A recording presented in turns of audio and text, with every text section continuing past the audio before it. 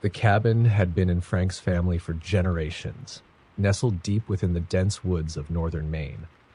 People always spoke of its charm, its old-world allure, and how it had the uncanny ability to disconnect visitors from the outside world. But those who'd heard rumors whispered about the darkness that lingered there, tales of the bizarre things that happened to anyone who dared stay alone overnight. Frank always laughed it off as small-town superstition, until he went there himself, alone. It was a chilly October evening, and Frank's car crawled down the rough gravel road, headlights barely penetrating the thick fog that draped over the trees like a shroud. He finally arrived and stepped out, looking at the weathered cabin with a mix of nostalgia and mild unease.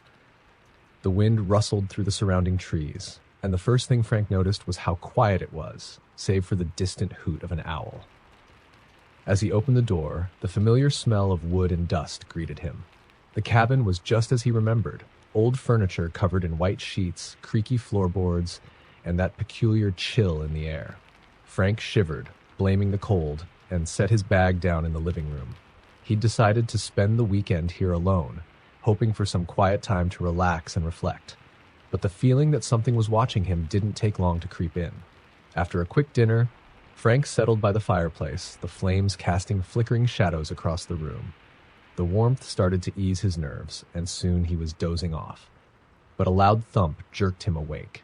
He blinked, looking around, his mind foggy from sleep. Another thump, closer this time. His heart hammered in his chest as he stood up, trying to steady his breath. It sounded like it was coming from the back of the cabin. He crept down the narrow hallway, heart pounding as he reached the bedroom door. It was ajar, and beyond it, he could see a flickering light. He distinctly remembered turning all the lights off. His hand shook as he pushed the door open wider, revealing the empty room. The only source of light was a lantern, somehow lit and hanging from a nail in the corner. He approached it slowly, trying to convince himself that maybe he'd left it on by mistake, but he knew he hadn't touched it. A chilling thought crossed his mind. He wasn't alone. Trying to shake off his paranoia, Frank extinguished the lantern and went back to the living room. The wind howled outside, making the cabin creak and groan, but he couldn't shake the feeling that he was being watched. Every shadow seemed alive, twisting and shifting in the dim light of the fire.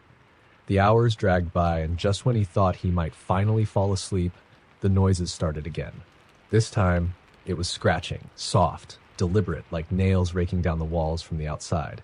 Frank tried to ignore it, convincing himself it was just a raccoon or some other animal. But then came a whisper, faint and hollow, as if someone were right outside the window, calling his name. Frank. His blood ran cold. He froze, straining to listen, but the whisper faded into silence. Desperately trying to keep his composure, he grabbed a flashlight and stepped outside, aiming it around the perimeter of the cabin. The beam cut through the fog, illuminating nothing but trees and shadows. Yet he swore he saw a figure standing among the trees, just on the edge of the light's reach.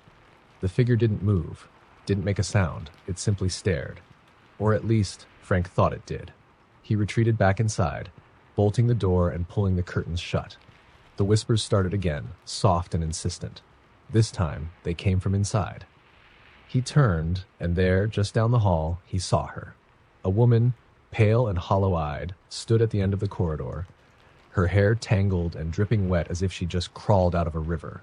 Frank's breath hitched, his heart pounding so hard he could barely hear anything over the blood rushing in his ears. The woman raised a finger to her lips as though shushing him, and then she slowly turned and walked into the bedroom. Terrified but compelled, Frank followed her, his footsteps slow and reluctant. When he reached the room, she was gone. Only the lantern in the corner flickered, casting long, eerie shadows. And then he noticed something on the floor. Muddy footprints leading to the bed and disappearing beneath it. Swallowing hard, Frank leaned down and lifted the edge of the bedspread. The space beneath was empty, but it wasn't. He felt it before he saw it, a rush of cold air and an overwhelming sense of dread. His flashlight flickered, and for a split second, he saw her face inches from his own, her hollow eyes staring straight into him from beneath the bed. He stumbled back, scrambling out of the room, and bolted the door shut behind him. His hands shook as he locked himself in the living room, pushing furniture against the door in a desperate attempt to barricade himself in. He sat, back against the wall, breathing heavily, and waiting for the first light of dawn. But dawn didn't come quickly enough. Throughout the night, the whispers grew louder, voices overlapping, a cacophony of agony and despair. They called his name, begged him to open the door, pleaded for him to come closer. Shadows danced on the walls, and the woman's face appeared in every corner of the room, always watching, always waiting. Frank could feel his sanity slipping with every second, the oppressive weight of the cabin's haunted past pressing down on him. As the first rays of sunlight finally broke through the windows, the voices stopped. The shadows receded. Frank staggered out, exhausted, barely able to stand. He drove away, vowing never to return, never to speak of what he'd seen. But as he glanced in the rearview mirror, he saw her standing in the cabin doorway, watching him leave, her face twisted into a knowing smile. And though he left the cabin behind, he knew he would never truly be free of her. Every time he closed his eyes, he could feel her, see her, standing just beyond the reach of the light, waiting. The night was bone-chillingly cold when Sarah and her friends arrived at the cabin.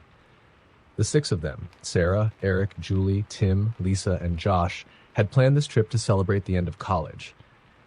They'd rented the secluded cabin after hearing about its unique atmosphere from an online listing, but the place looked a lot more run down in person than it had in the photos. The wood was warped, the windows smudged with dust and grime, and the surrounding forest loomed darkly, swallowing what little moonlight managed to reach it. Spooky, Eric joked, giving Sarah a playful nudge as they stepped inside. The first unsettling moment happened as soon as they crossed the threshold. Lisa gasped, clutching her chest, eyes wide. Did anyone else feel that? Feel what? Josh asked, laughing nervously. Like a wave of ice-cold air. I swear it went right through me. They brushed it off, blaming it on nerves or just the cabin's drafty nature. But once the door was shut behind them, a heavy silence settled. The kind that seemed to press down, muting even the smallest sounds. The evening passed uneventfully, with everyone laughing, drinking, and reminiscing around the fireplace. But as midnight approached, the conversation quieted, and everyone grew more aware of the odd creaks and groans that seemed to come from the walls. It felt as though the cabin was alive, listening, waiting. Around 1 a.m., Julie announced she was going to bed. "Good night, you guys," she said, standing up and heading to her room with a sleepy smile. Moments later, they heard her scream, short and sharp like a startled gasp. The rest of the group rushed to her room, but when they opened the door, she was standing in the center of the room, staring out the window, her face drained of color. "Julie?" Sarah asked, voice trembling. "What happened?" Julie didn't respond, didn't even acknowledge them. She was fixated on something outside, her mouth slightly open, eyes unblinking. Sarah moved closer, following her gaze to the edge of the woods. For a second, she saw it, a figure, impossibly tall, its eyes glowing faintly. But when she blinked, it was gone. "Julie!" Tim shook her gently, and she snapped out of her trance, blinking rapidly, as if waking from a dream. "Did you see it?" she whispered, her voice thin. It was standing right there, watching." They reassured her it was just a trick of the light, but something in her eyes told them she didn't believe it. And neither did Sarah. The group tried to shake off the eerie feeling, but as the night wore on, the cabin grew colder, even with the fire roaring. Sarah lay in bed, listening to the sounds, the scurrying of animals outside, the wind howling, and something else, a faint scratching, like nails scraping across the floor. At first, she thought she was imagining it, but as the scratching grew louder, she realized it was coming from under her bed.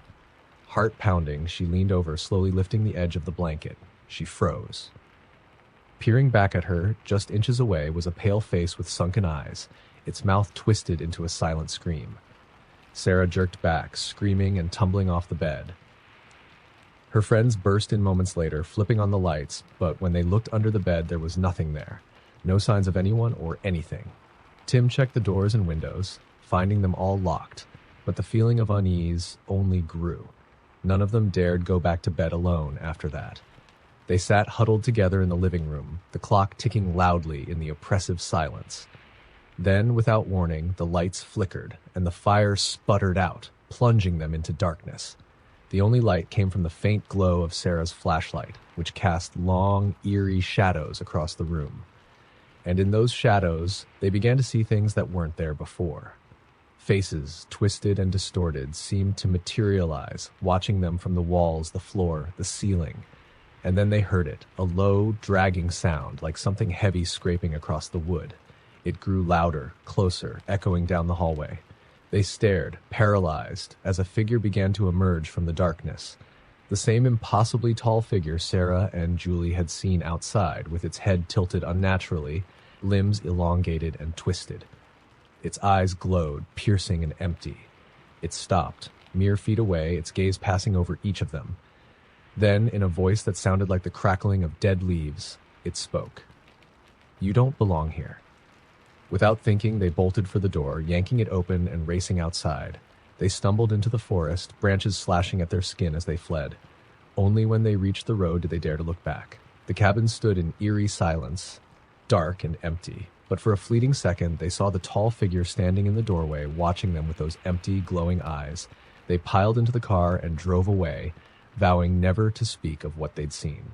Days later, Sarah tried to find the cabin listing online, intending to warn others, but it was gone, erased as if it had never existed. But sometimes, late at night, she can still feel its presence, a cold, lingering shadow, watching, waiting for her to return. The small cabin sat hidden in a stretch of woods so dense and tangled that hardly anyone visited. It was as if nature itself was keeping its secret, hiding it from the curious. Evan had found it purely by accident during a weekend hike that took him farther into the forest than he'd intended. He discovered the place just before sundown, a simple, rustic cabin, weathered by age, yet oddly inviting. The door was unlocked. With night falling, he decided to stay, hoping to make the best of what seemed like a lucky find. As soon as he stepped inside, a chill prickled down his spine. The air was stale, almost suffocating. Dust floated through beams of fading light, giving the room an eerie, ethereal quality. There was a small fireplace, a wooden table, and a single armchair covered in a thick layer of dust. The entire place felt frozen in time, as if abandoned in a hurry. Evan shrugged off his unease, setting down his bag and getting a fire going. The warmth helped settle his nerves, and he settled into the old armchair, expecting a quiet, solitary night. But as he got comfortable, something caught his eye. A framed photograph on the mantel. The image showed a family, a man, a woman, and a young girl. They were all smiling, but their eyes looked wrong, hollow, empty, as if the smiles were painted over something darker. Evan stared at it for a while, unease churning in his gut before finally turning away. He tried to convince himself that it was just an old, faded photo. Still, he couldn't shake the feeling that something was off about the place. The first strange occurrence happened just as he drifted off to sleep. There was a sound, a soft creaking, like footsteps moving slowly across the wooden floor. Evan snapped awake, heart pounding, but when he looked around, he saw nothing, just shadows dancing on the walls, cast by the flickering fire. He told himself it was just the cabin settling, but something in the silence felt different. It was an expectant silence, like the air was waiting for something to happen. Around midnight, he awoke again, this time to the unmistakable feeling of being watched. His skin prickled with dread, and his gaze was drawn, almost against his will, to the corner of the room. At first, he saw nothing, just shadows piled in the corner. But as he stared, his eyes adjusted, and he saw her. A woman was crouched in the corner, half hidden in shadow, her eyes wide and unblinking, locked onto him. Her face was pale, almost translucent, with dark hollows under her eyes, and her mouth hung open as though she was silently screaming. She was dressed in what looked like a faded nightgown, tattered and stained. Evan's breath caught in his throat. He couldn't move, couldn't look away. She just stared, her face twisted in a mixture of fear and rage. He opened his mouth to speak, to say something, anything, but before he could make a sound, she disappeared, melting into the shadows like smoke. He sat frozen for what felt like hours, his mind racing. Had he imagined it? Had he drifted into some kind of half-dream? But the fear in his gut told him it was real, that she had been there, watching him. He tried to convince himself to leave, but the darkness outside felt just as menacing as the cabin itself. With a shaky breath, he forced himself to lie back down, though sleep was out of the question. The scratching started just after 3 a.m. It was faint at first, coming from the walls, like nails dragging across the wood. It moved slowly, inching along the walls, closer and closer, until it seemed to surround him. He lay there, paralyzed with fear, listening as the sound circled him, faster and faster, until it stopped suddenly, plunging the cabin into an oppressive silence. Then he heard the breathing. It was right next to him, a slow, raspy sound, like someone struggling to draw air into their lungs. He could feel the breath on his skin, cold and damp. Terrified, he turned his head, inch by inch, to the side, and there, lying next to him on the bed, was the woman. She was staring at him, her face inches from his, her mouth still open in that silent scream.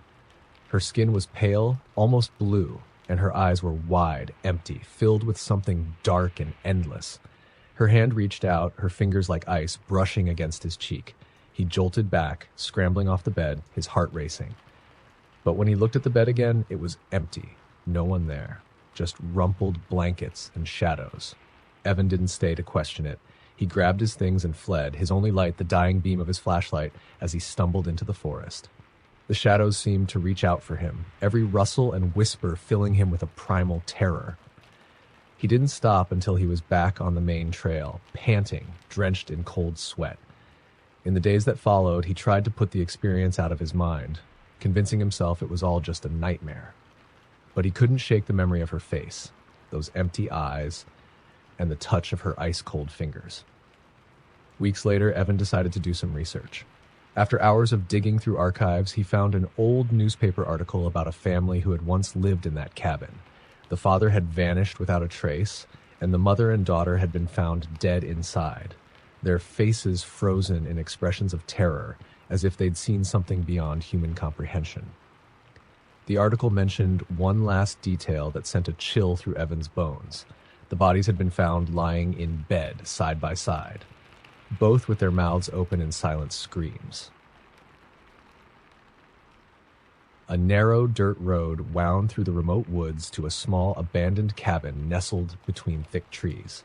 Legends swirled about this cabin. Some locals claimed it was haunted, while others said it was cursed. No one who'd stayed there for more than a night had ever returned quite the same. When Emma heard the stories, she dismissed them as superstition. She was a skeptic, a lover of horror movies, but always able to brush off scares as fiction. The cabin intrigued her, so when the chance came to rent it for a weekend, she booked it. She arrived on a late autumn evening, the sky bruised with the colors of sunset. As she walked up to the cabin, she felt a strange heaviness, as if the air itself was thicker here, pressing down on her. The place was even smaller than she expected, with peeling paint, broken shutters, and an old chimney jutting out like a crooked finger. Inside, everything was dusty and silent, and the air had a faint, musty smell that hinted at decades of disuse. Still, Emma felt a thrill at the idea of spending the night there alone. That first night, as she settled in by the fireplace, a strange sensation washed over her, like the cabin was watching her. The logs crackled and spit in the fireplace, casting shadows that twisted and warped across the room. For a moment, Emma thought she heard faint footsteps, as if someone was pacing just outside the front door. But when she got up to look, the forest was silent, still as a tomb. Shaking it off, she returned to her chair, feeling slightly uneasy. Her eyes drifted around the room and landed on a dusty, framed photograph on the mantel. It was faded, showing a family, a man, a woman, and 2 young children, all of them standing stiffly beside the cabin. The family members wore blank expressions, their faces unnaturally pale, their eyes dull and vacant. A chill crept up Emma's spine, but she told herself it was just an old photo. She went to bed early, feeling unnerved and exhausted. But as soon as she turned off the lights, she heard it again. Footsteps, this time coming from inside the cabin. They were soft, deliberate, padding slowly down the hallway toward her bedroom. Emma sat up, straining to listen, but the footsteps stopped. Silence filled the cabin. Just as she was about to lie back down, she heard it. A faint, barely perceptible whisper, like someone speaking from the other side of a wall. She couldn't make out the words, but the tone sounded pleading, desperate. "Hello?" she called, her voice shaking. No response, only silence. But just as she was about to dismiss it as her imagination, the whispering resumed, growing louder and more insistent. It seemed to come from everywhere and nowhere at once, surrounding her, filling the room. She clamped her hands over her ears, but the whispers kept growing, swelling until it felt like they were inside her own head. Then, Abruptly, they stopped. The room was still, the only sound her own ragged breathing. For a long moment, she lay there, heart pounding, staring at the dark shapes in her room. Suddenly, a loud crash echoed from the living room. Emma leapt out of bed, grabbing her phone for light, and rushed down the hall. The room was empty, but the framed photo had fallen from the mantel. Glass shattered across the floor. But something was different. The faces in the photo were distorted, twisted into expressions of terror, their eyes wide and dark. A shiver of horror gripped her. She backed away slowly, her gaze darting around the room, and that's when she noticed the shadows. They weren't right. They were too solid, too purposeful, like they were watching her. She felt trapped, surrounded, with no escape. Then the whispering began again, filling the room with a thick, suffocating presence. This time it was clearer. "Get out!" The voice was barely a whisper, but it was filled with such malice that Emma's blood ran cold. Her body seemed to move on its own, carrying her toward the door as the whispers grew louder, swirling around her, filling her head with jumbled voices, each one pleading, warning, cursing. Just as her hand touched the doorknob, she froze. Something, a presence, loomed directly behind her, close enough that she could feel an icy chill radiating against her back. She didn't dare turn around. The whispers became a roar, angry and desperate, filling her ears until she thought she would go mad. Her hand shook as she twisted the doorknob, flinging the door open and stumbling out into the night. She ran through the dark woods, the whispers still chasing her, echoing in her head, growing fainter only when she reached her car. She scrambled inside, locking the doors, and fumbled with her keys until the engine roared to life. As she sped away, she glanced in the rearview mirror, and for a brief, horrifying moment, she saw them. The family from the photo, standing at the cabin doorway, watching her leave. Their faces were twisted into hollow smiles, their eyes dark and lifeless, filled with something ancient and angry. Emma didn't stop driving until she reached the safety of her apartment. She tried to shake off the experience as a nightmare, but in the days that followed, strange things started happening. She'd hear footsteps outside her door at night, soft and deliberate, like someone pacing back and forth. And sometimes, in the dead of night, she'd wake up to whispers, faint, desperate, pleading. No matter how far she ran, she could still feel them watching, waiting. The cold wind bit through Mike's coat as he trudged up the narrow path to the old cabin. It had been his grandfather's, a place buried deep in the mountains that he hadn't visited since he was a kid.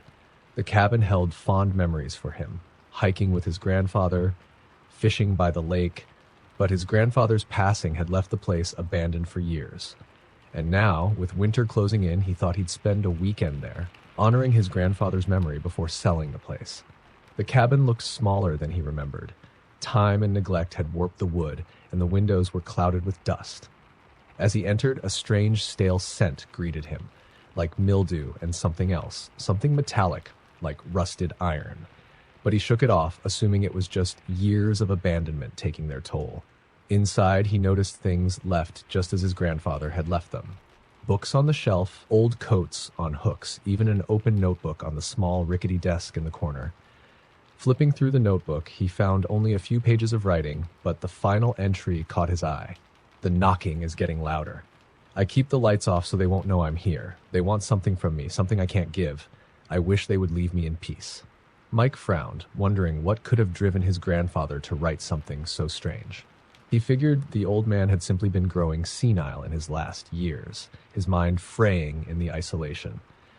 Yet the entry unsettled him, an uneasy feeling settling in his stomach as he explored the rest of the cabin. That night, as darkness closed in and the mountain winds howled outside, Mike lay awake, staring at the cabin's wooden ceiling. The silence was heavy, almost oppressive, broken only by the occasional creak as the structure shifted and settled. He was just starting to drift off when he heard it. A faint, soft knock, barely audible, coming from the front door. He froze, his breath catching in his throat. He waited, straining his ears, but all was silent again. Maybe it had been a branch tapping against the cabin in the wind. But as soon as he settled back under the covers, the knocking resumed, louder this time, echoing through the small cabin. Knock, knock, knock. He sat up, heart racing. The knocks were too deliberate, too steady to be the wind. Someone or something was outside. But who would be here, in the middle of nowhere, in the dead of night? He tried to ignore it, but the knocking didn't stop. It was steady, persistent, and with each knock it seemed to grow louder. Knock, knock, knock. Finally, he summoned the courage to get up, grabbing the flashlight from his bag. He crept toward the door, each step feeling heavier than the last. The knocking stopped just as he reached the door, and he held his breath, listening. "Hello?" he called, his voice barely above a whisper. Silence. He waited a few moments, then cracked open the door and shined his flashlight outside. There was nothing. No footprints, no signs of anyone, just the empty woods stretching into darkness. He shut the door, heart still pounding, and locked it tight. But as he turned back toward his bed, the knocking resumed, this time from the wall behind him. He spun around, pressing his ear to the wall, and realized with horror that the knocks weren't coming from outside anymore. They were inside the cabin. Knock, knock, knock. He tried to calm himself, telling himself that it was just the wind rattling the wood. But the knocking became more insistent, spreading to every wall, every corner, surrounding him. It echoed from the floorboards, the ceiling, as if something was trapped within the walls, trying to break free. Panicking, he backed into the bedroom, locking the door and clutching his flashlight. The knocking grew louder, now a frenzied pounding that filled the entire cabin, making the floorboards tremble beneath him. Then, as quickly as it had started, the noise stopped. Silence fell over the cabin, but it was far from comforting. It was the kind of silence that presses in, thick and suffocating. That's when he noticed it. A faint whisper, so quiet he barely heard it. It came from the hallway outside the bedroom, a low, raspy voice murmuring words he couldn't make out. He held his breath, straining to listen, and the words grew clearer. "Let me in." He stepped back, dread twisting in his gut. The voice repeated, louder this time, filling the small room with a desperate hollow tone. "Let me in." Terrified, Mike pressed his back against the far wall, clutching his flashlight like a weapon. The voice continued, relentless, pleading, like it was moving closer, creeping down the hallway. "Let me in." The voice echoed through the cabin, and in a sudden surge of terror, he remembered his grandfather's last note. "The knocking is getting louder. They want something from me, something I can't give." As the voice grew louder, closer, he felt something cold brush against his shoulder, like icy fingers grazing his skin. He whipped around, shining his flashlight, but saw nothing but empty air. But he could feel it now. The presence, the cold, oppressive weight of something unseen, something that filled the room, pressing down on him. In a panic, he bolted for the door, fumbling with the lock, feeling the air grow colder, heavier, as if the cabin itself was closing in around him. The voice was louder now, pleading, insistent. "Let me in. Let me in." Finally, he threw open the door and ran into the night, not stopping until he was far from the cabin, his breath clouding in the icy air. He stumbled down the path, glancing back only once. The cabin stood silent in the moonlight, its windows dark and empty. But just as he turned away, he saw a shadow in one of the windows, a figure watching him with hollow, dark eyes, its face pressed against the glass as if it were waiting, still whispering those chilling words, "Let me in." It was the sort of story that never really left the town. Everyone knew about it, but no one ever talked about it, not since the disappearance. There was an old cabin up on Coldwater Ridge, a small, crumbling structure that had sat abandoned for as long as anyone could remember. And every year, people would hear strange things about it. Whispers in the woods, strange lights, shadows moving through the trees. But no one dared go there. The last people who tried had simply vanished, leaving no trace. Jenna didn't believe in ghost stories. Not really. She had always thought of herself as a skeptic, someone who could handle a bit of fright without running off screaming. So when her friends dared her to spend a night at the Coldwater Ridge cabin, she laughed it off. A little cabin in the woods wouldn't scare her. She set off on a Friday evening, her flashlight and a bag of snacks in her pack. The woods grew thicker as she walked, the sun dipping lower behind the trees. She reached the cabin just as dusk settled in, painting the world in dark shades of blue and gray. The place looked even worse than she'd expected. Rotting wood, ivy creeping up the sides, windows so dirty they were nearly opaque. But she told herself it was just an old building, nothing to be scared of. Inside, the cabin was empty except for an old cot in the corner, a fireplace filled with ash and a few broken chairs. The air was thick, stale, as if no one had been inside for years. She set up a small flashlight on the floor and sat down, trying to get comfortable. As darkness fell, Jenna heard a faint, rhythmic noise outside, like footsteps crunching through the fallen leaves. She held her breath, listening, but the sound stopped and the forest fell silent again. She laughed it off, telling herself it was just an animal, maybe a raccoon or a deer. But the noise returned a few minutes later, this time closer, slower, almost cautious, as if whatever was out there was circling the cabin. She grabbed her flashlight and shined it out through one of the cloudy windows, but all she saw were shadows and branches swaying in the breeze. She put the flashlight down, telling herself not to be ridiculous. Then came the whispering. It started as a low murmur, so quiet she thought she was imagining it. But as she sat there, she realized it was growing louder, a faint voice just outside the cabin, muttering words she couldn't quite make out. Her skin prickled as she strained to listen, catching fragments that made no sense. Help, come back, lost. She froze, her mind racing. It sounded close, just outside the door. But when she looked, the shadow beneath the crack in the door was empty, the porch bare. Just as she was about to turn back to her sleeping bag, she heard a sharp knock on the door. One single knock, forceful and heavy, that echoed through the silent cabin. Her heart pounded in her chest as she backed away, her mind grasping for any logical explanation. It was just some prank, someone messing with her, right? But when she called out, there was no answer, only silence. She stood there, gripping her flashlight tightly, waiting for something to happen. She thought about opening the door, but a strange feeling held her back, a deep, instinctual fear that told her not to. The knock came again, louder this time, followed by that same whispering. The words were clearer now, spoken with a chilling urgency that made her blood run cold. "Let me in." The voice was soft, pleading, and strangely familiar. It sounded almost like her own voice. "Let me in." Jenna's hands trembled as she backed away, her mind reeling. She stared at the door, heart hammering, trying to keep herself calm. The cabin was supposed to be empty. She was supposed to be alone. Then, from the corner of her eye, she saw movement in the far corner of the room. She swung her flashlight around, and her heart stopped. There, standing in the corner, was a shadowy figure. It looked like a woman, with long hair falling over her face, her form draped in tattered clothes. The figure was barely visible in the dim light, but Jenna could see enough to know that she wasn't alone. The figure took a step forward, its head tilting as it looked at her.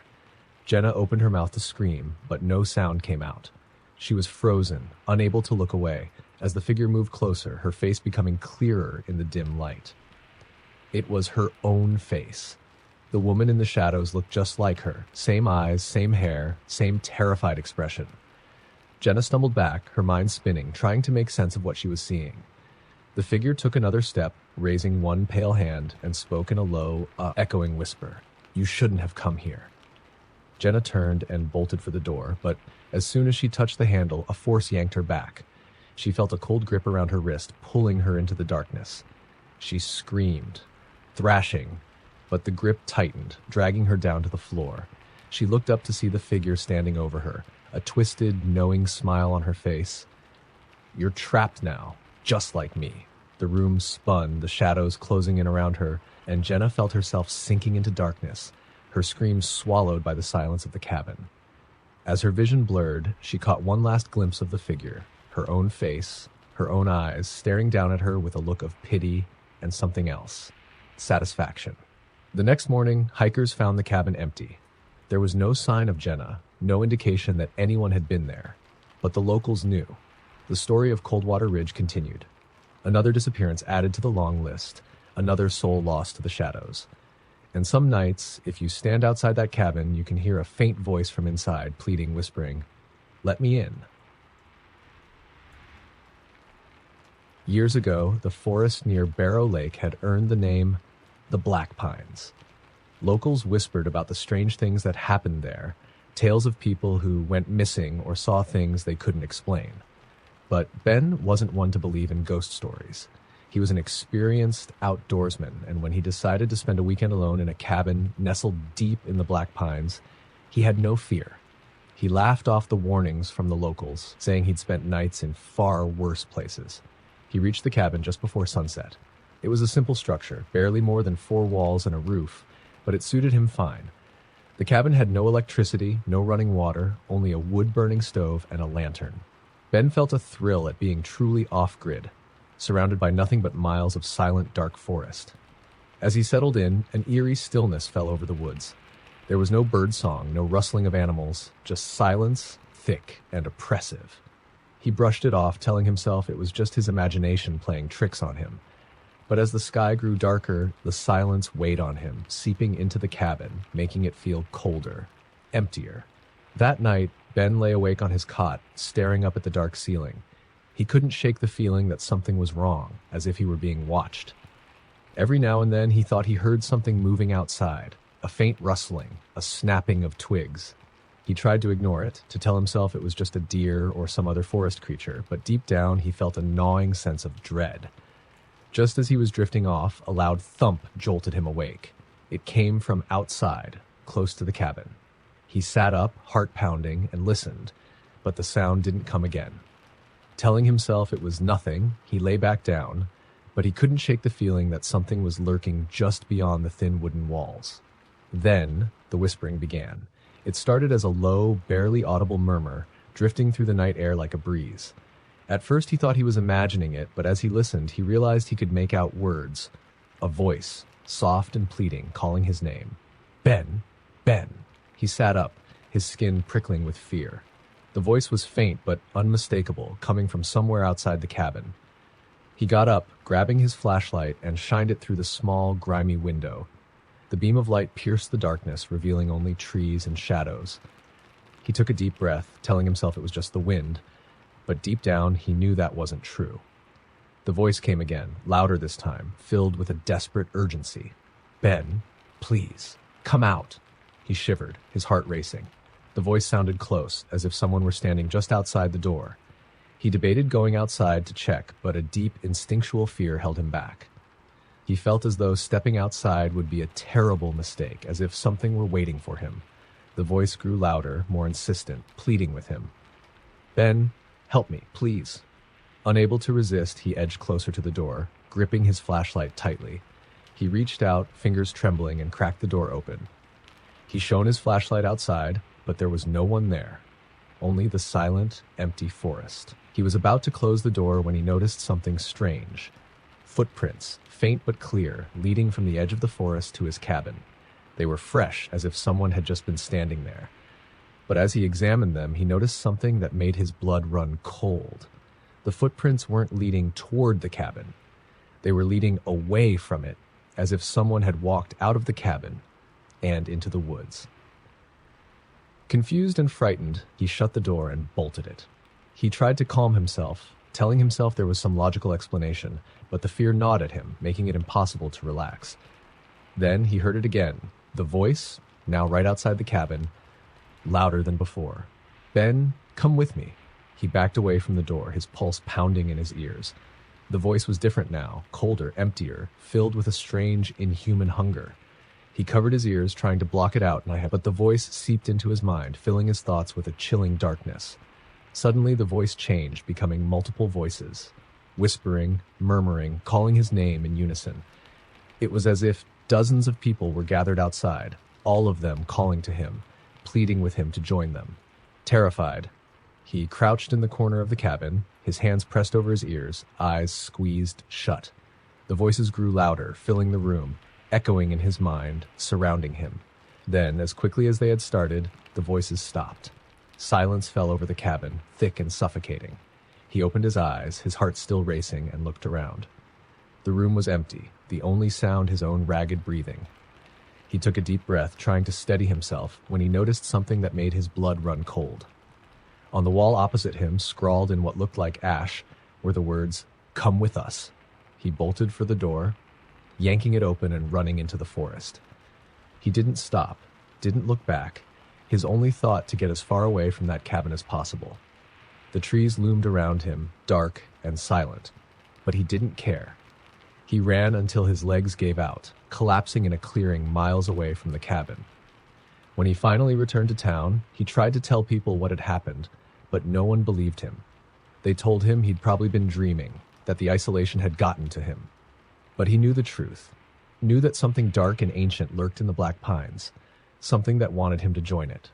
He sold the cabin soon after, and he never went back to the Black Pines again.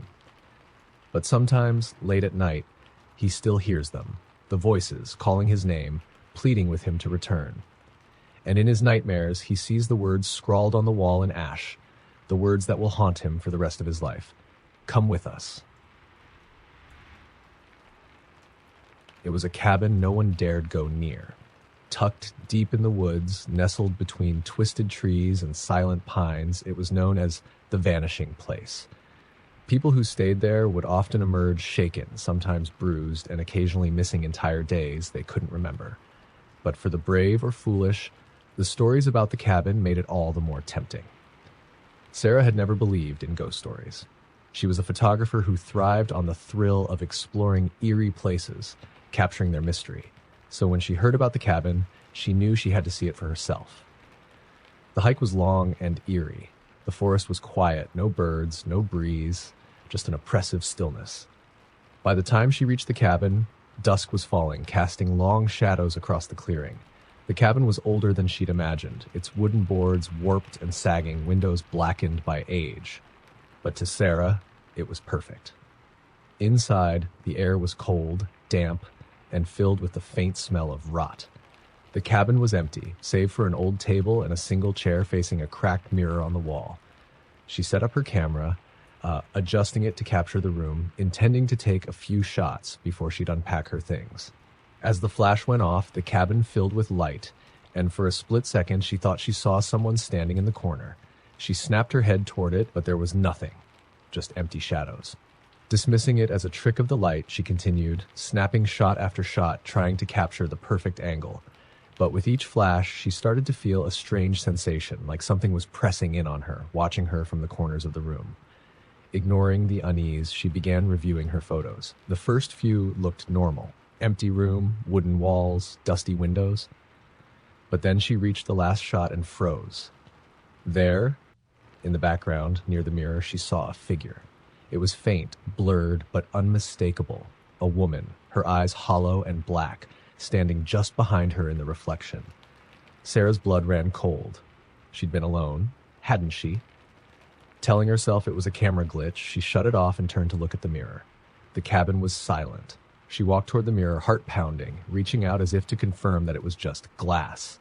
As her fingers brushed it, she heard a faint whisper, a voice so soft she could barely make out the words. Help me. She spun around, but the room was empty. Yet the whisper came again, clearer this time. Help me, please. It sounded as if it were coming from the mirror itself, a voice buried within the glass, begging her to listen. The whisper grew louder, echoing in the silent room until it was almost a scream. Please, don't leave me here. Sarah backed away, fear twisting in her stomach, but something compelled her to look at the mirror again. And there, she saw her own reflection. Only it wasn't quite right. Her reflection's face was twisted with terror, eyes wide and hollow, mouth moving in silent desperation. It was as if her reflection were trapped, banging on the other side of the glass, pleading with her. Panicking, she turned away, heading for the door. But as she reached it, the cabin's atmosphere shifted, growing colder, darker. She tried to open the door, but it wouldn't budge, the handle cold as ice. The whispering returned louder, filling the air around her. Help me, you promised. Sarah's mind raced. She'd made no promises, spoken to no one. But the voice was relentless, repeating those words, growing angrier, more desperate. Then she felt it, a cold hand on her shoulder, gripping her tightly. She screamed, spinning around, but there was no one there. And yet, she felt the hand pressing harder, digging into her shoulder as if something were trying to pull her back, hold her in place. Desperate, she looked toward the mirror and her heart nearly stopped.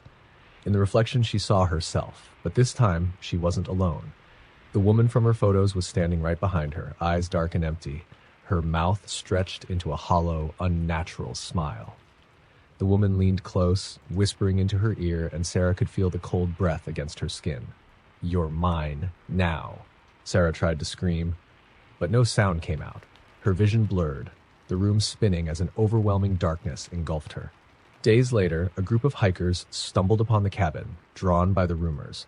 Inside, they found Sarah's camera lying on the floor, untouched. But there was no sign of her, only a strange, unsettling silence hanging in the air. One of the hikers picked up the camera, curious, and scrolled through the photos. Most were empty shots of the cabin until they reached the final image. In that last photo, the woman was no longer blurred. She was there in perfect detail, smiling darkly, her eyes empty, and Sarah was standing beside her, eyes wide with terror, as if she were screaming, trapped forever within the photograph. The hiker dropped the camera, backing away as the silence grew thicker, almost suffocating, filling the cabin with an oppressive darkness. And somewhere, faint and desperate, he thought he heard a whisper. "Help me." They called it the Watcher's Cabin. Deep in the woods, far from any marked trail, the cabin sat abandoned, swallowed by time and ivy. But locals knew to stay away. It wasn't the smell of decay or the unsettling silence that kept people out.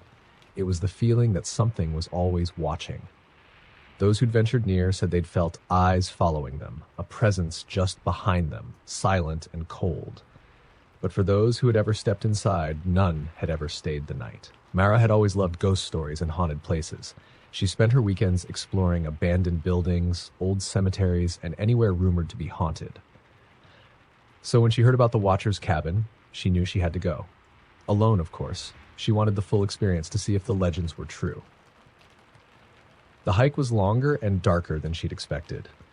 The dense trees and tangled underbrush made it hard to find the trail.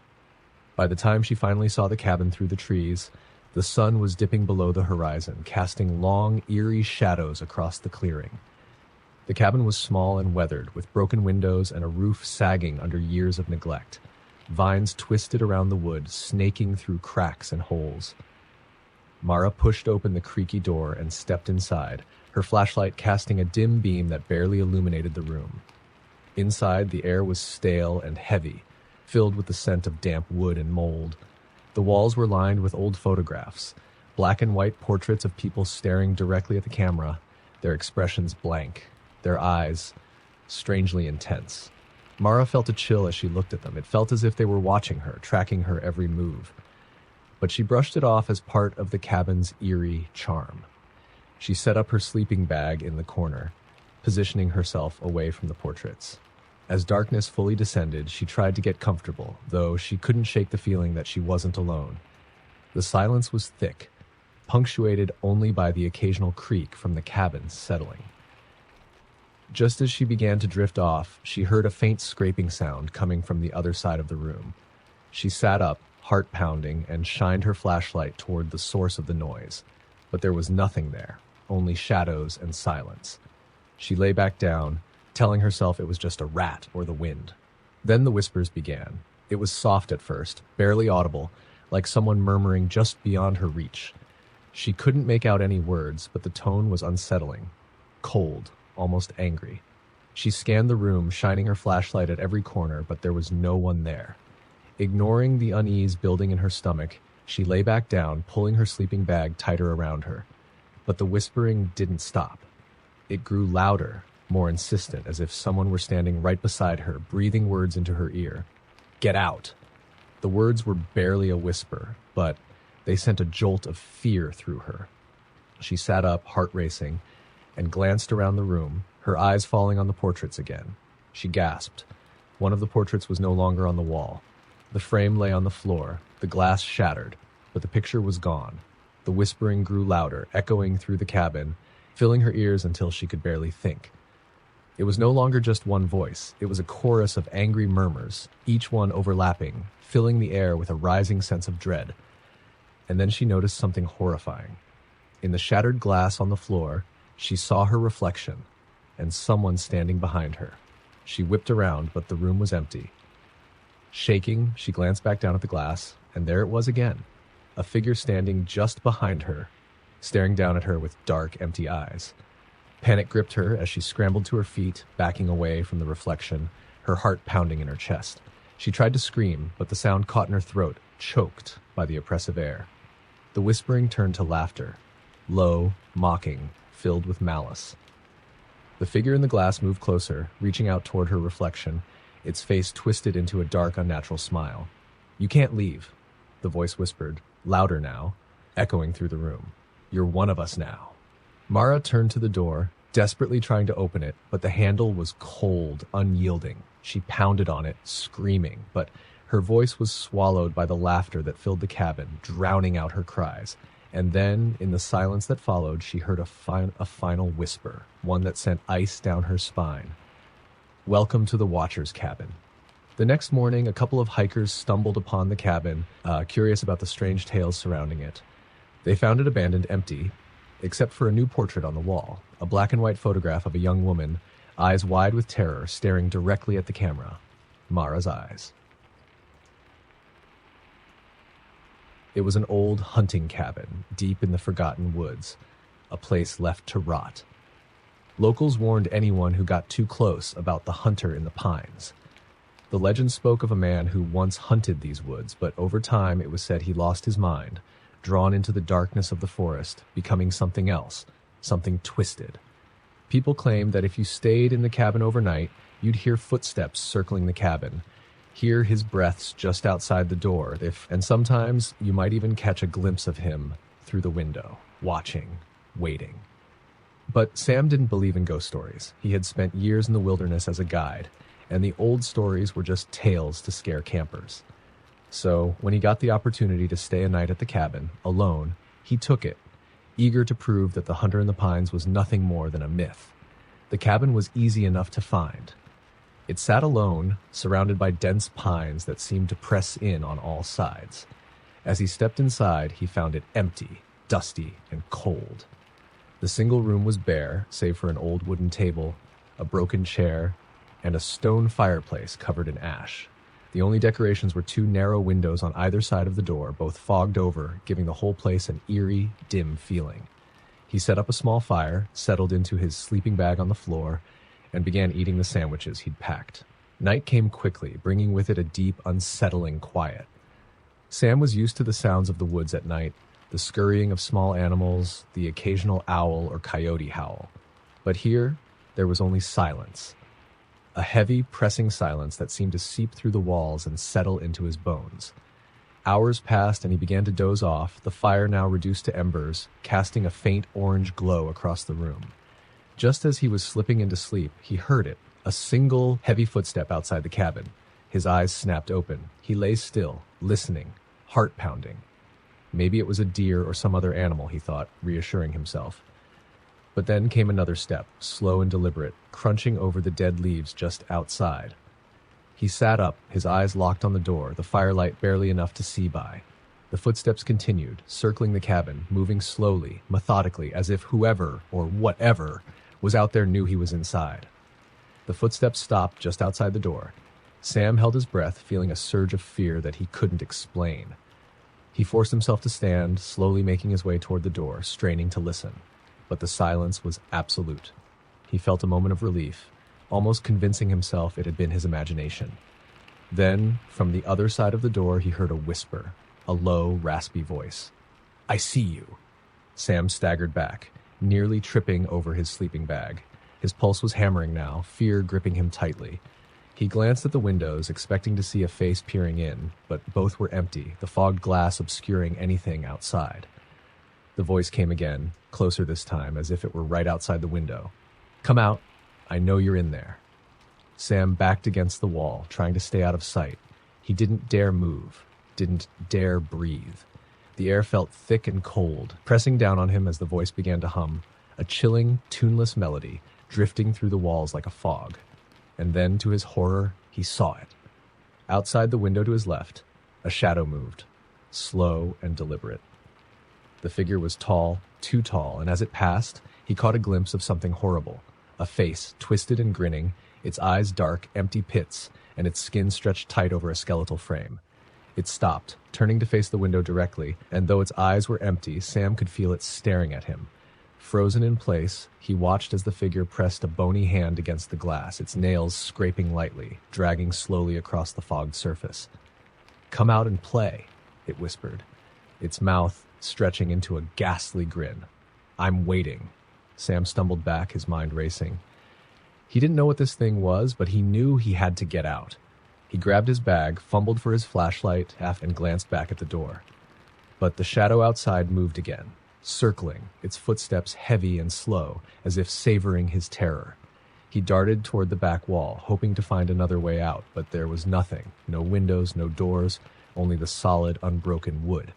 The footsteps stopped once more, and he realized with a jolt of horror that it was now outside the other window, the fogged glass casting a ghostly light across the room.